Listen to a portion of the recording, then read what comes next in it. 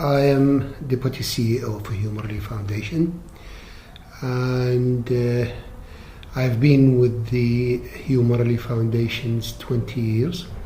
I started a volunteer in 1996 for 10 months. Then I become employee.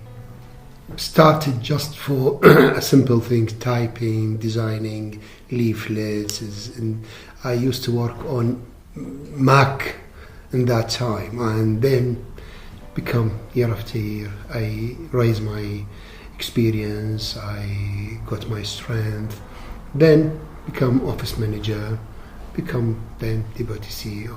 I have many duties, some internals with the HQ and our UK branches. Also, I have to follow up all the work in different countries with the branches around the world to make sure everything will be in the right way. And within the Charity Commission rule, my experience, most of my experience in the UK, it's from the charity sector. I found my strength in charity sector, especially when we contact with the beneficiaries. They give me a strength, they give me a power to do more, to help more, because those people who keep suffering, keep in need, they are always, when I speak with them, they are be impatient, and they said, okay, there is nothing to do, we have to stay to get help from the charities. And always I found them stay together.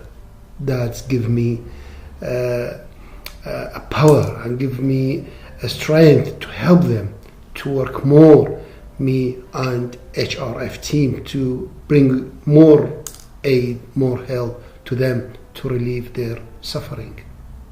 We try always to be direct with like a contact directly with the beneficiaries without put anything in the middle. Always our branches around the world, and we go there to help our team on the ground to listen to the beneficiaries, listen their needs, help them. When you be with the people in need and speak with them, talk to them, try to relieve their pain, it's our aim, always to help those people, to give them more strength, to give them power to stay together and patient.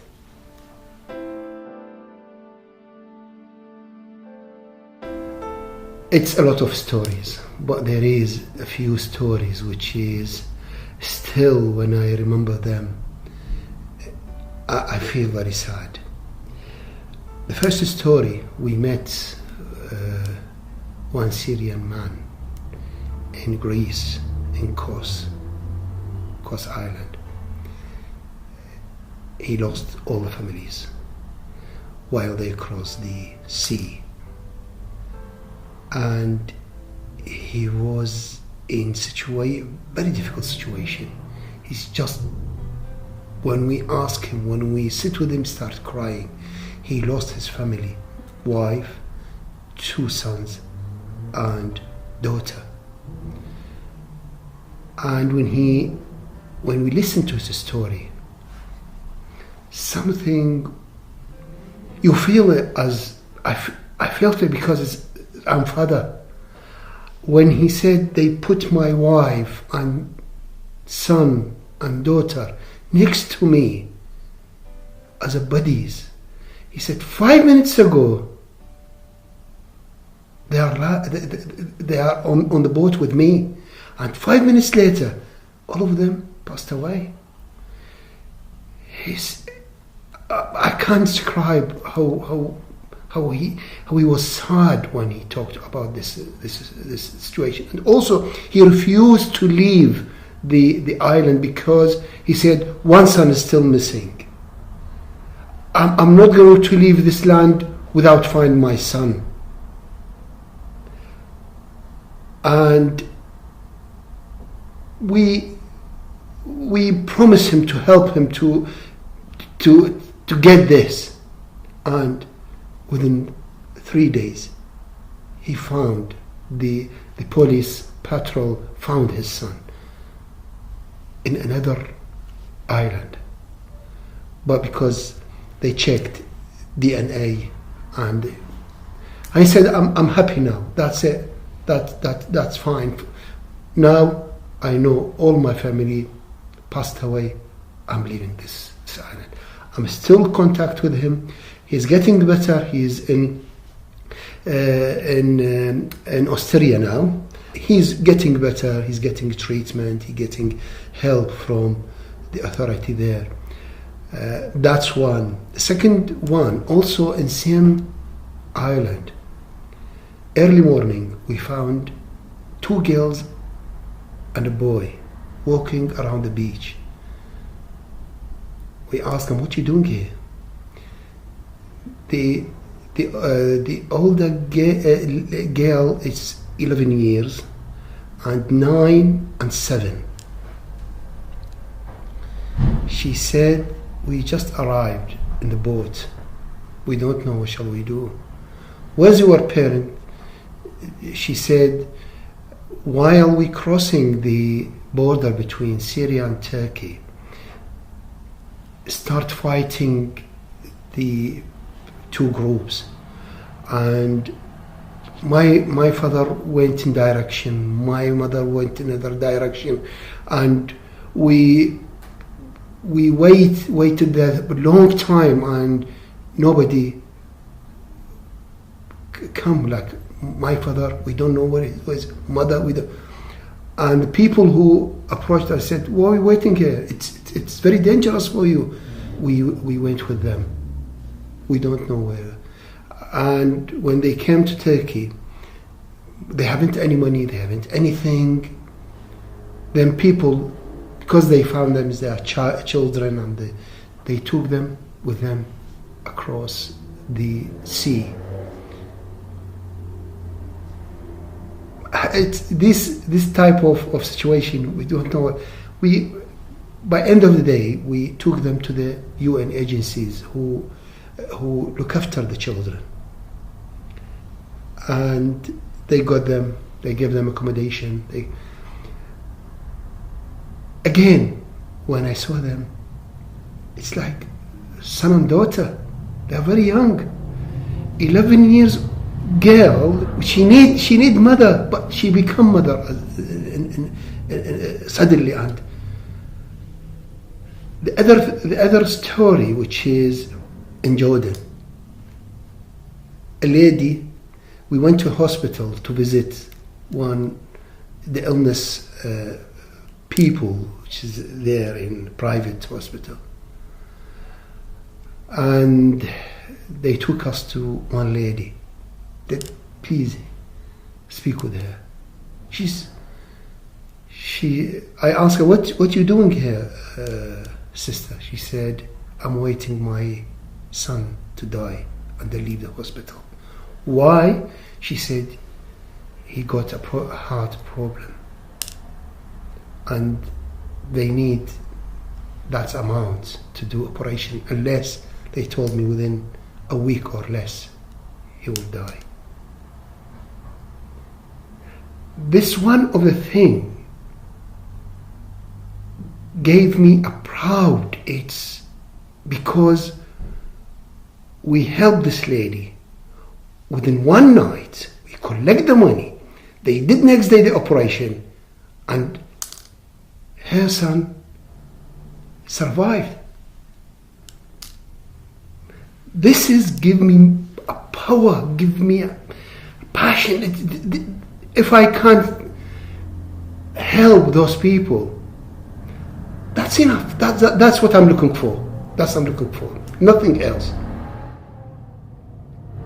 And next trip we went, we visit that child, become older, and he's laughing, playing. That's within one night. Either die or help them still his mother sending the girl, thank you very much, my son is playing, my son is now walking, that is the stories. I can't forget them. It's a big thing for me.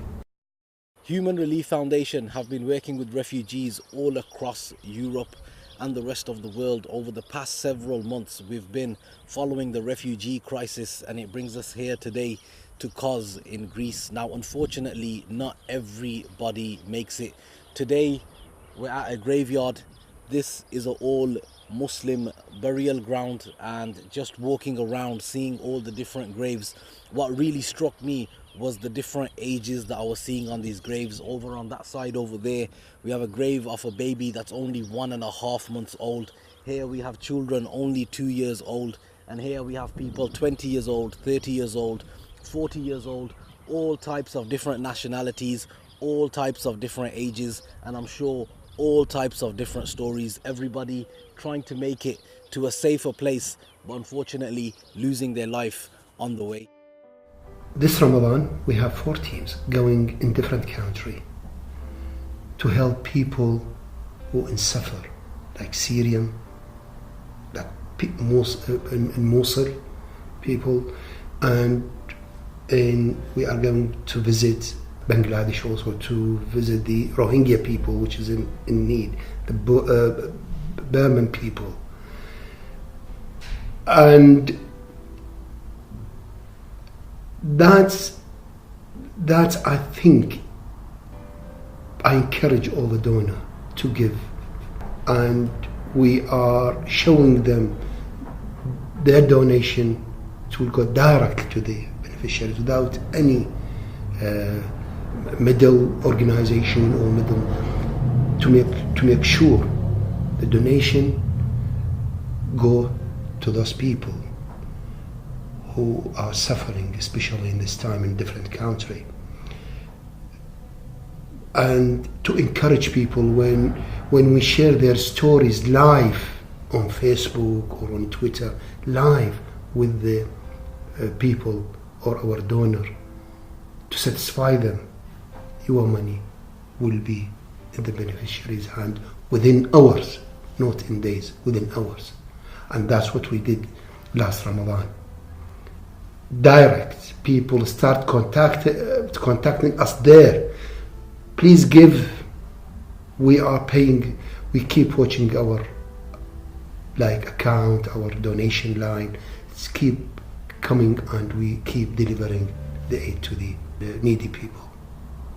Like last month, we went to Mosul and maintain hospitals, and these hospitals started receiving patients and give them treatment. That's because the donation from our donors, and keep all the donation keep us running, because no charity survive without donation. The donors give, and our duty to deliver wherever, and not limit that to religion or country or any. We are delivering aid without asking the name or asking the religion, or that is our duty. Just delivering, helping those people who are suffering.